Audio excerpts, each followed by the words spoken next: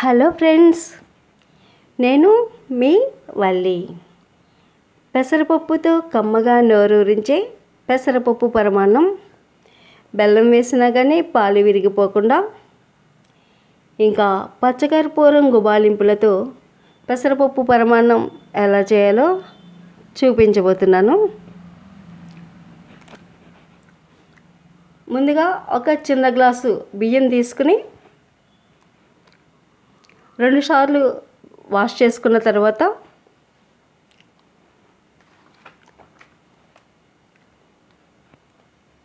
కొద్దిగా వాటర్ వేసి అరగంట వరకు నానబెట్టుకుని సైడ్కి పెట్టుకోవాలి.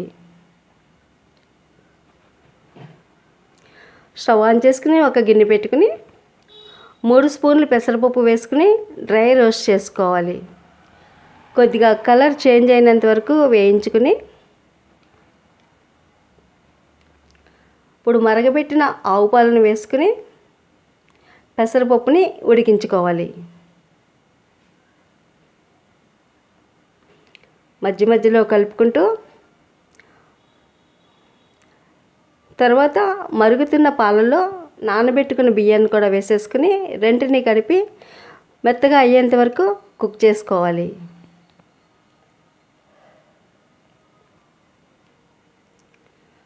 మరొక స్టవ్ పైన గిన్నె పెట్టుకుని 1/2 కప్పు వరకు వాటర్ వేసుకోవాలి. అలాగే అరకప్పు బెల్లం కూడా వేసుకుని బెల్లం అంతా కరిగేంత వరకు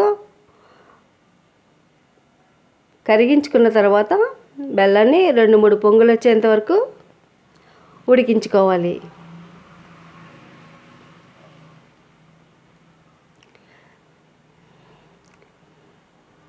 ఇప్పుడు పాలల్లో అన్నం పూర్తిగా కుక్ అయింది. ఈ బెల్లం మిశ్రమాన్ని తడకలు లేకుండా వడకట్టుకుని పరమాన్నంలోకి వేసేసుకోవాలి. మరి కొద్దిసేపు కుక్ చేసుకున్న తర్వాత స్టవ్ పైన కడాయి పెట్టుకుని 1 స్పూన్ నెయ్యి వేసుకోవాలి. కొద్దిగా పొడవుగా కట్ చేసుకున్న బాదం వేసుకుని రోస్ట్ చేసుకోవాలి.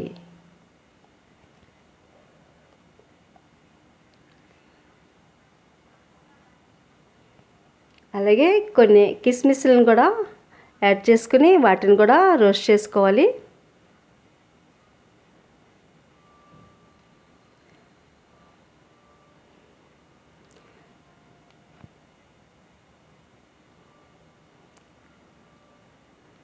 చివరిగా కొన్ని జీడిపప్పులను కూడా యాడ్ చేసుకుని కొద్దిసేపు ఫ్రై చేసుకోవాలి.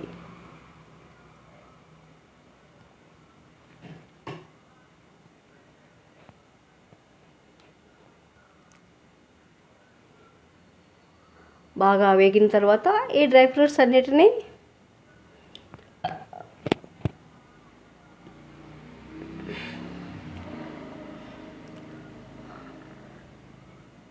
పరమాన్నంలోకి షిఫ్ట్ చేసుకోవాలి.